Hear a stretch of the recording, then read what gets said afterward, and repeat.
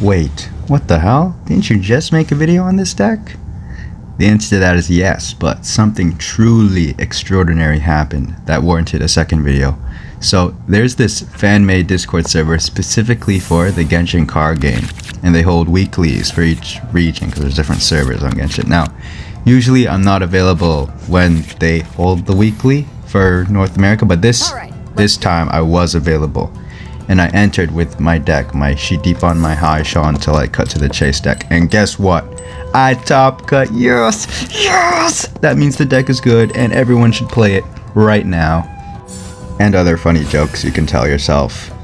This deck is, okay, it's the best Beidou. It's not a good deck, but it's the best Beidou deck there is. You'll see like some people say that Ayaka Beidou is better, but like you have to switch in to get the infusion, which costs dice, and like you don't get a new skill or burst, especially burst. Kokomi likes to use burst, and like, you know, usually she has trouble getting it up because in like normal decks she doesn't want a normal attack for 1 damage, but for this, in this deck, her normal attacks go fucking crazy, so she actually gets energy very easily and can burst very easily, and her burst makes her normal attack stronger and it heals the whole team, which gives you these huge damage swing. It is so satisfying. This tournament was played in 5 best of 1 rounds of Swiss. So what Swiss is that you're matched up with any random person who has the same score as you. So if you're at 2 wins, 1 loss, then your next match you're matching up with someone else who has 2 wins, 1 loss, and you do that 5 times. Whoever has the highest score at the end, they win. But if you lose 1, you still get on the leaderboard, which is what I did. So I got 4-1, which means I lost 1. What? He lost 1?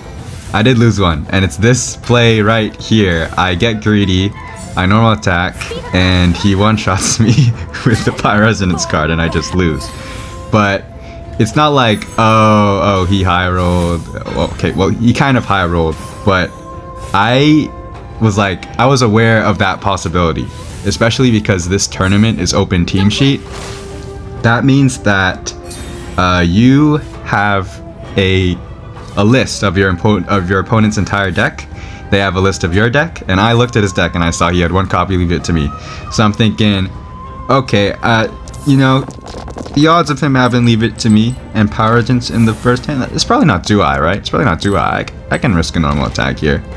But it was a dumb risk, because if you lose Beidou, you lose the game. So what I should have done really is just switch to Kuching, pray to God I get an Electro Resonance High Voltage card, and then I guess just sack her, maybe, like, I don't know, sack her, or just fast swap to Beidou later, and then spend like 6 dice on getting the burst up, which is, I mean, not a good play, but it was the best play I could have done, and I didn't do it here. So, you know, I kind of fumble around a bit, like, you know, it's basically just a guaranteed loss at this point, but forfeiting is kind of cringe, especially in a tournament setting, but you know, I try my best, and I get like number-wise close, but in like tempo-wise, like not even close. There's no way I could have won it from here.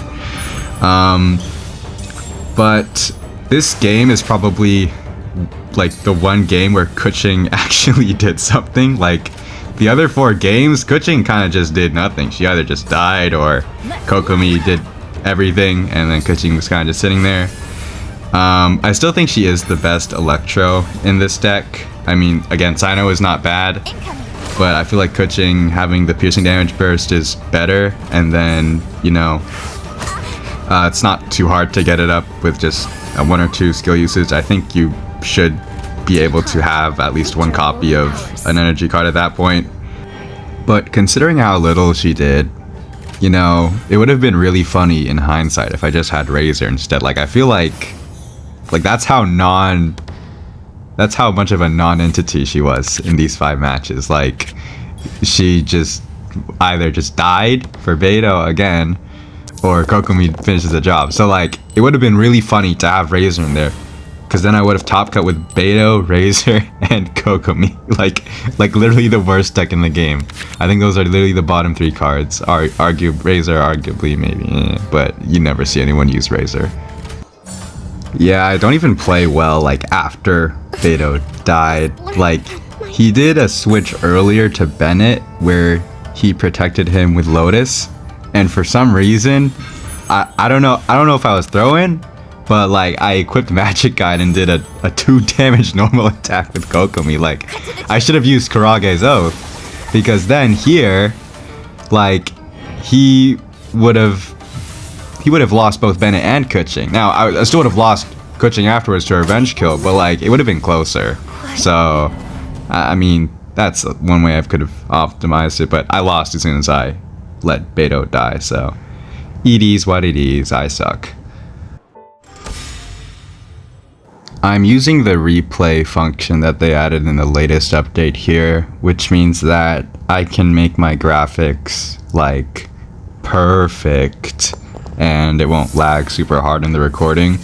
But one thing that I also like forgot to do, or I don't even think I knew that it was a thing before I did this, but you can actually switch the perspective. Like, you can see what your opponent had in hand at the time of play, which would have been better like for an analysis, but I forgot, and then I deleted all of the favorite duels after I did the one recording, so that kind of sucks, but I feel like I can still give a decent analysis. So this person is using Eula freeze, but like, you know, Eula has that niche where she can shatter, but if you have Chongyun with his skill active, then she literally can't shatter. So I don't know, like, I don't know why, what was he cooking in the builder? I mean, I'm using Beidou, so I look crazy to this guy too, but I don't know why Eula is here and not just, you know, the typical Ganyu. Oh, I forgot to mention this earlier, but when they did the announcement of the scores, they called the deck I was using Double Electro Kokomi. What erasure! If I top cut with Beidou again, I'm gonna request the change. I'm gonna tell them it's not called Double Electro Kokomi. It's called Chi Deep on my high Sean till I cut to the chase. Like, that is the proper name. It's in my video name. Like, you can't get it wrong. Come on, man. Okay, I need to like actually start analyzing the game. So here, I get my burst fully charged, but he ends round first, which means that okay, I was reading his team sheet and he did have Leave It To Me. So I didn't want to end this round on Beidou because he could potentially fast swap to either Eula or Chongyun, and then Beidou would get frozen. I'd be like, crap, I have nothing to do with my dice, I don't know what I do here. So I spend my last die switching to Kuching, and that's pretty okay because I do have changing shifts and Leave It To Me in hand, so I can switch back to Beidou without losing too much momentum.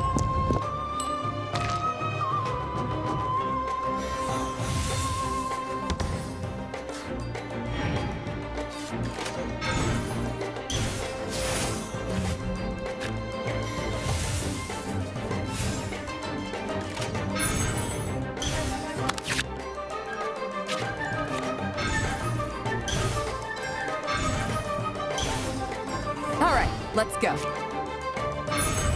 Unfortunately, I don't have like almost any ramp at the start of this round, but I high roll a little bit with Strategize because I get Adeptus Temptation, and I'm able to use that to get a nice damage boost on Beidou. Let's finish this quickly.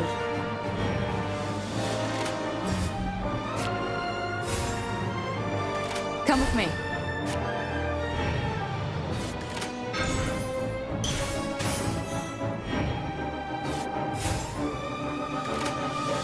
I think it would have been better to end round on Kuching here by using my Electro die, because what happens next round is that he's able to threaten a freeze on my whole team with Minty Meat Rolls and Rainbow Blade Work.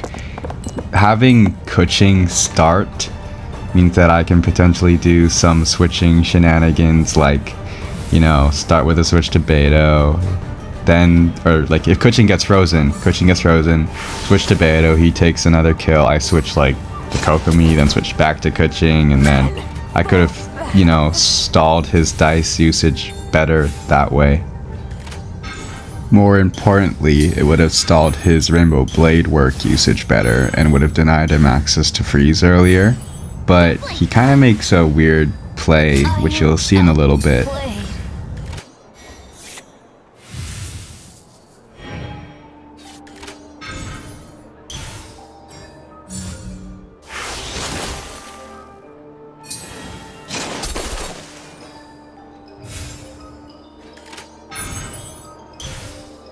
Take heart.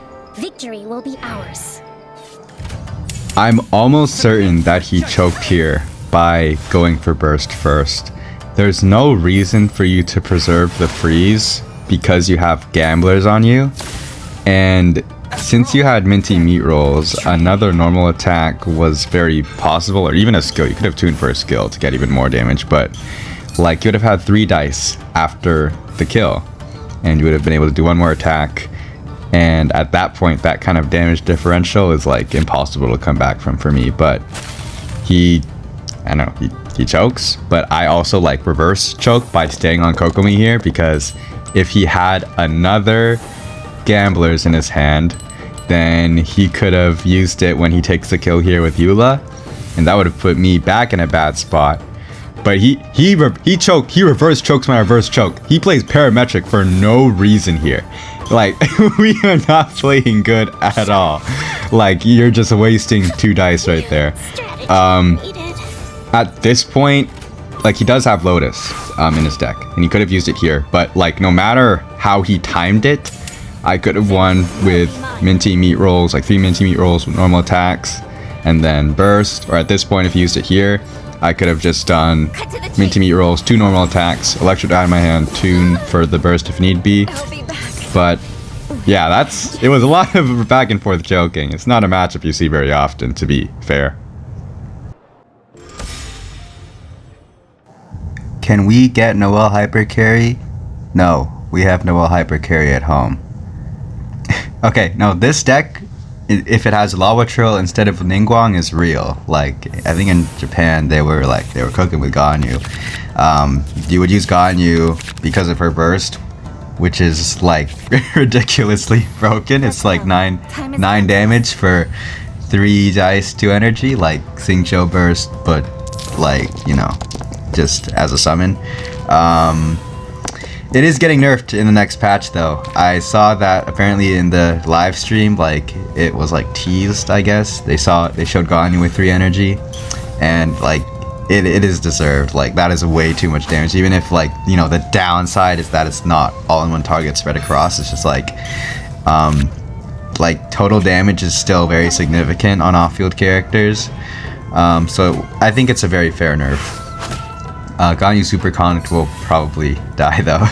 I mean, it is what it is. Ganyu's been a strong unit for forever. I feel she's a lot more fair now. But back to this match.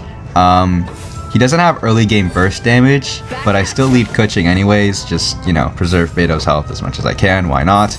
Even if I have to spend a die to like switch, I'm not really planning to use the extra die for anything else because I have strategized, so I'll just normal attack twice. Or in this case, I tied color twice because I can't lose any more momentum than I already have. I get Lotus there, high roll. So, I mean, Lotus here almost doesn't really matter because, again, he doesn't have Lawa Trill to do early game burst damage. So I am in a very good spot. I'm able to, I have enough dice for a normal attack as well as Paimon and parametric. So I'm in a good spot. I can end round first very comfortably here.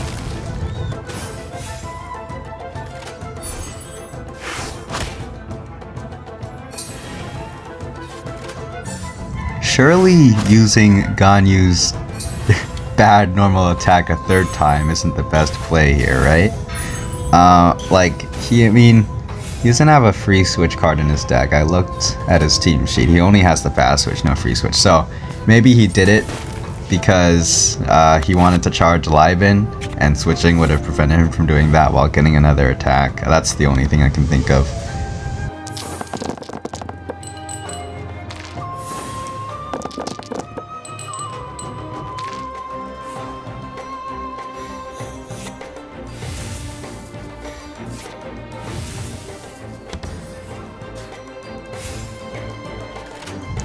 There's really no point in using Adeptus here because that will just give him a free switch to either of his Geo units to trigger a free Crystallize.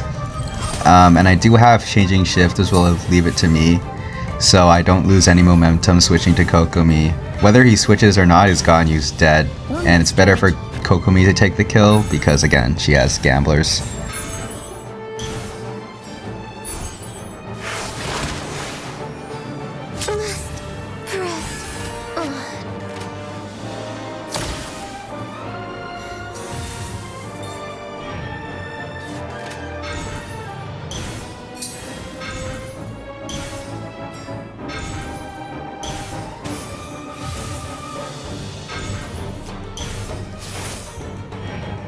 He really thought his Noelle was safe with Lotus. It's time for Kokomi to go crazy. Here I tune... Okay, so I burst first, but to take the kill I end up tuning Magic Guide. It would have been better to tune the second Adeptus since, honestly, like, having the higher damage combined with a second Minty Meat Rolls means that that kind of damage boost is better and it's cheaper. At this point though, he's lost both of his characters. He doesn't have any of his funny Geo stuff going on, so I pretty much win regardless of what I tuned here. But just for the record, tuning Adeptus was optimal because I could have equipped Magic Guide with those 2 dice after the second Gambler's proc.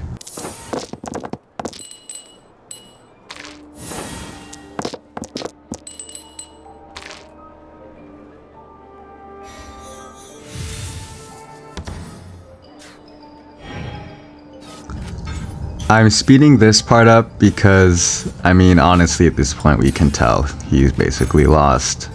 He's still trying though, obviously, because it's tournament. Quitting is cringe, so just do your best. I Lotus here because I was super paranoid of, okay, this is possible because I was looking at Steam sheet. I was super scared of double star signs, double Geodice, Adeptus, Burst. That's why I did Lotus. But the funniest part of that is I still would have died. So Lotus was just like, I don't know, Lotus just whatever. I mean, it doesn't matter. I was so far ahead that it was like impossible for him to come back from. I ended up killing him on the following round, and that Adeptus that I didn't tune earlier comes in clutch. Kokomi, go crazy with this burst. Boom! Still does enough damage, yup. I think the rework, like, I thought was kind of iffy about it, but like playing with it, it definitely is a buff. This replay, unedited, is 15 minutes long. I'm pretty sure we were holding up bracket, because you can only start the next round of Swiss once everyone's done. I'm pretty sure this round, I'm pretty sure we were the last ones to finish this round. I played, like, I did make a few mistakes, but I think overall I played like really, really well. You'll see why eventually it took so long. It was super tense, but I was so hyped when I won this one. I was like, yes, yes! I was literally like jumping around my room and giggling and shit.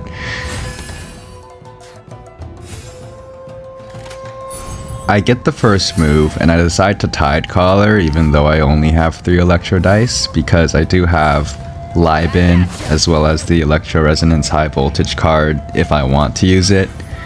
He ends up not attacking at all the first round. He just goes for like the most godlike card ramp I've ever seen. But I decide eventually I don't really want to tune anything for Electro. I think if I got Electro from Grano or Kami Shrine, I definitely would have just stayed on Beidou. But since I don't, I switched to Kuching. And that's like, honestly, pretty okay, even though Beidou only has 1 energy, because, again, I have the Electro Resonance High Voltage card, and Beidou is completely untouched, so she will not be as prone to a one-shot on the following rounds.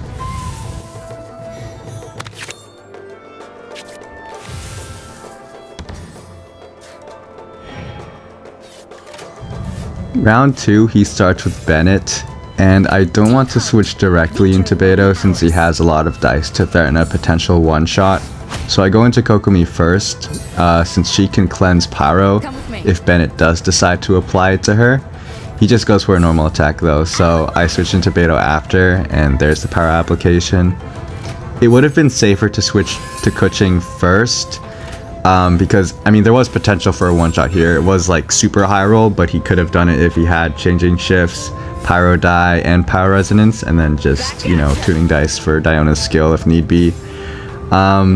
This is one of those situations, again, where it would have been really interesting to see if he actually did have the cards in hand and just didn't see it. But it was the safer play to go Kuching right after Bennett's attack, or even just back to Kuching and then Beidou. I wouldn't have gone to play Parametric, so it was slightly greedy from me, but I end up not getting punished for it.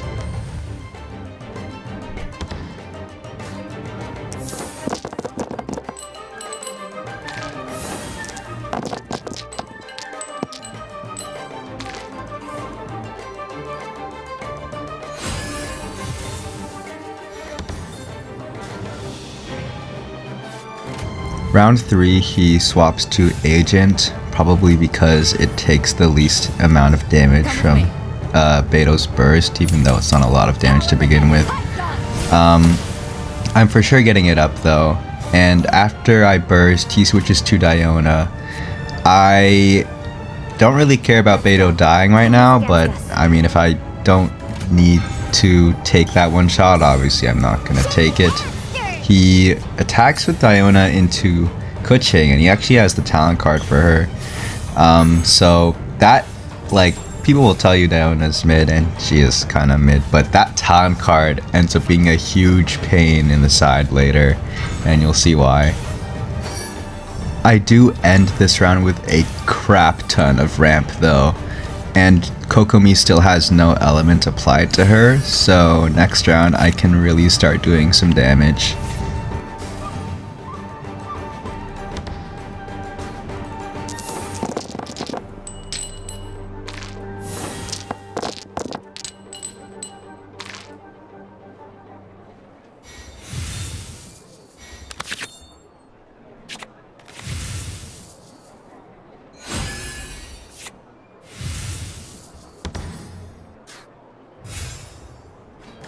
Regardless of whether or not Kuching had Cryo here, switching to Beidou was always the play just to preserve dice.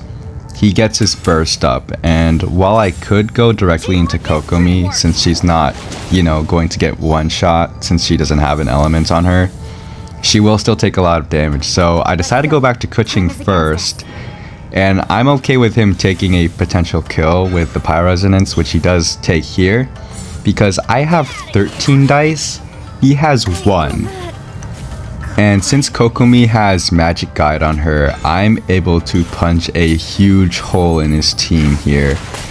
I break down all of his shields with 1 normal attack, and he tries to preserve Bennett with Lotus Flower Crisp, but I still have so much dice that I'm guaranteed to kill anyways. I do misplay here though. I use Adeptus because I miscalculated and I thought that 2 normal attacks after a burst wouldn't kill. But it would. They were doing 5 damage each, which you can see right here. Because of that misplay, I don't get as much damage as I could have. I could have used Gamblers instead of Adeptus, and I would have gotten an extra normal attack here. And that kind of damage lead would have straight up won me the game. If he switched into Agent like he did, then Agent would have died as well. He probably would have gone Diona though after seeing that I had 3 dice. But I mean, no matter who you switch to there, if I used Gamblers, that kind of damage lead, again, would have just been impossible to come back from. But because I don't do Gamblers and I can't count, he has a chance to come back. I'm still in a good position, but I don't have Thunder Beast's charge anymore, and he still has Bennett's burst up, which is going to make me take a lot of damage. Leaving so soon.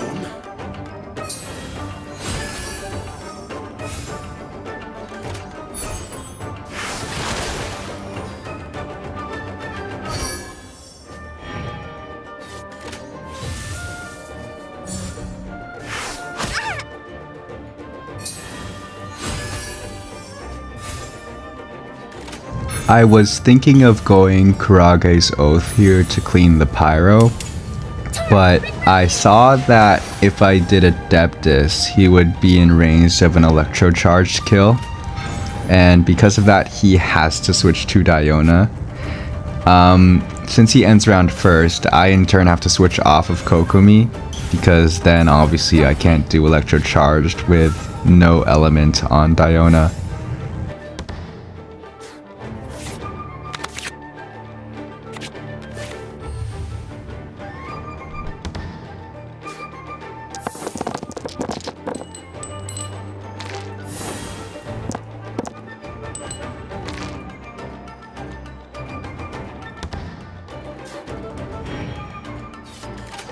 My opponent gets Dice of Cringe here and goes for Icy Paws on Beidou. I'm still fine here though, because there's no way for him to prevent this electrocharged application without losing agent.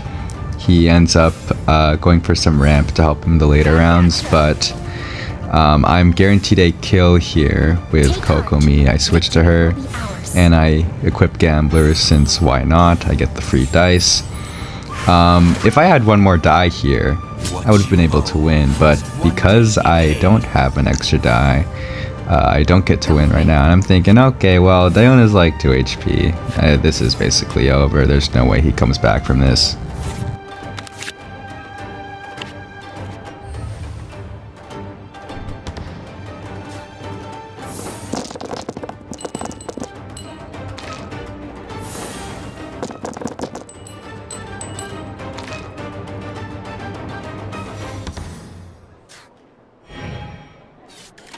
I very quickly realize what is happening here.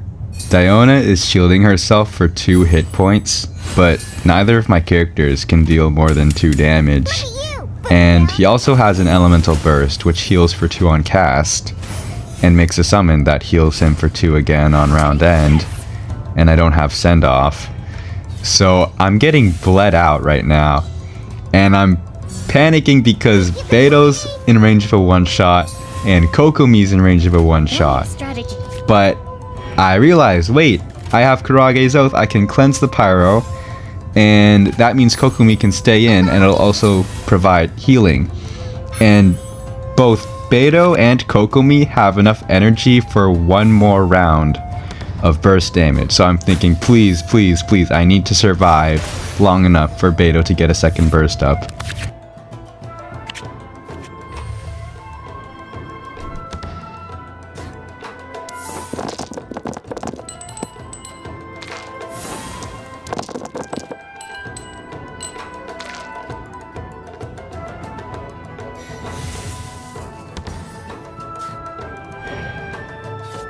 Although I could have used a Lotus Flower Crisp on Beidou here to let her get off Thunder Beast's charge this round, I decide to protect Kokomi instead, since she's at low health as well, and use her Elemental Burst to heal both herself and Beidou, which also has the added bonus of dealing damage to Diona through her shields thanks to Magic Guide.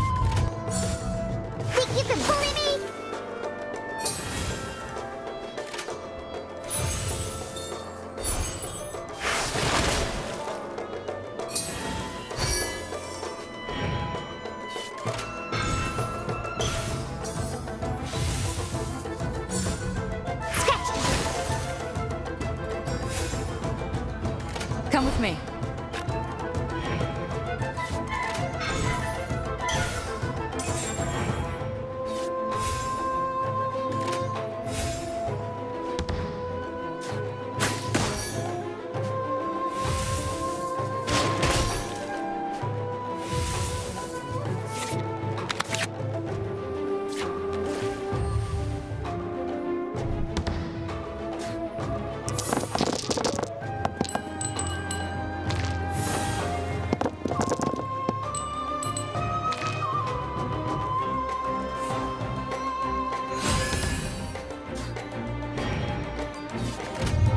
Thanks to Kokomi's healing, Beidou is at a perfect health range. Tidecaller lets her end the round with exactly 3 HP, which is enough for her to be KO'd at the start of next round thanks to the damage from Diona's Elemental Burst, and meets the activation requirement for I Haven't Lost Yet. I also have enough dice to use Stormbreaker, and with the Electro die and Minty Meat rolls in hand, I can potentially use Naraid's Ascension followed by 3 normal attacks next round, as long as I don't get Dice of Cringe.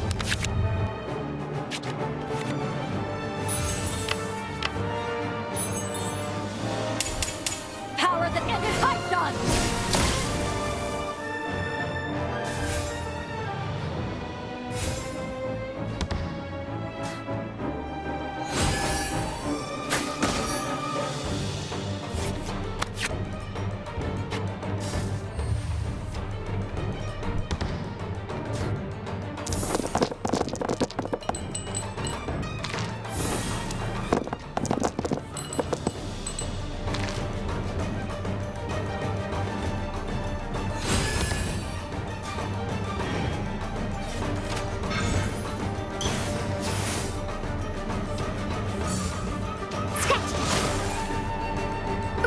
Isn't good.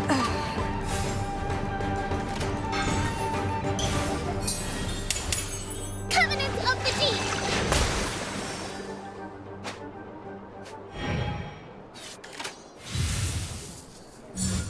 Scratchy!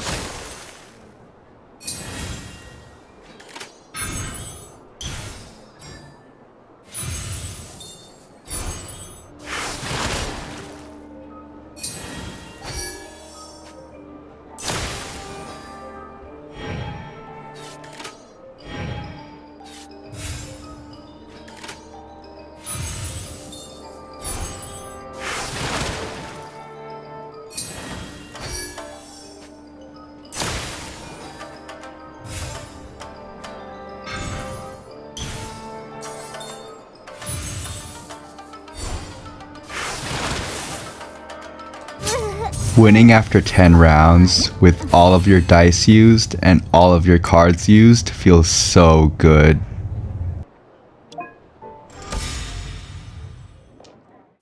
Although Ganyu Superconduct doesn't have crazy high single target damage, the fact that it can so easily force huge amounts of piercing damage is really scary, because it means that even if Beidou gets Stormbreaker off, you might not be able to drive enough damage with Kokomi.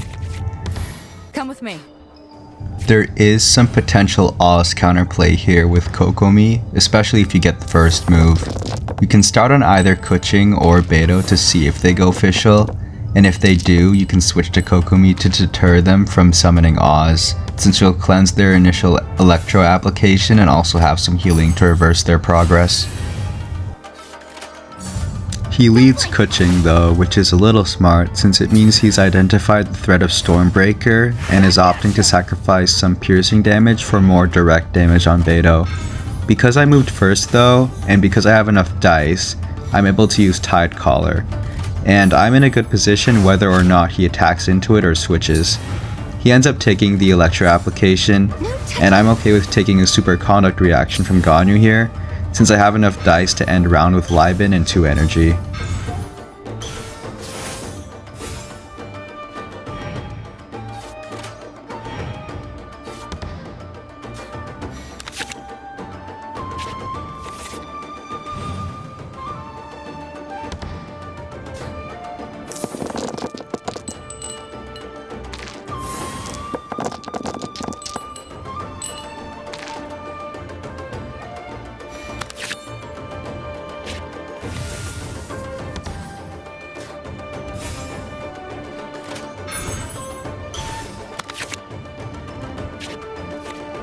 I go for Tide Color again here, since he has no Electro application and is stuck on Ganyu, meaning that I can blank all of the damage he does to Beidou. He reacts by switching to Fischl, which I'm also okay with since I'm out of KO range of a double Superconduct reaction. I spend the rest of my dice on ramp since I have my burst fully charged, and I'm able to end round first again.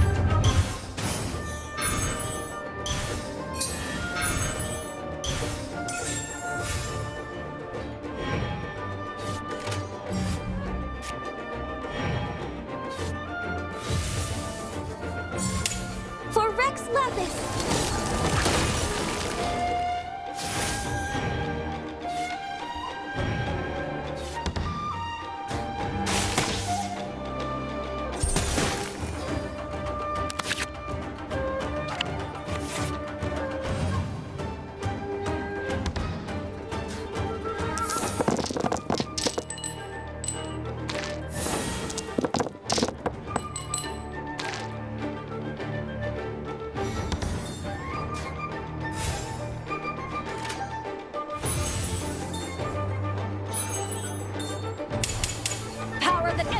fight on!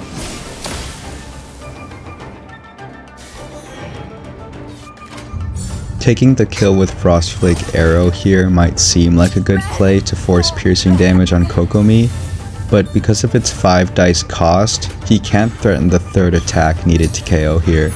I say third, not second, because it's impossible for Kokomi to take more than 2 damage from another attack thanks to Thunder Beast's Targe.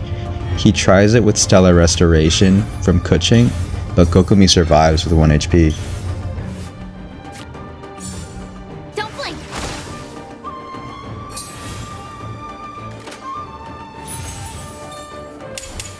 Billowing surge.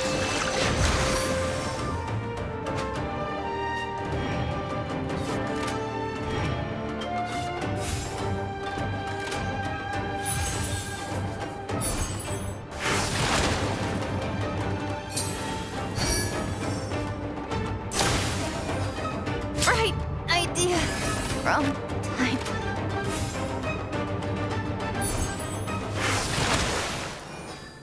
Must press on.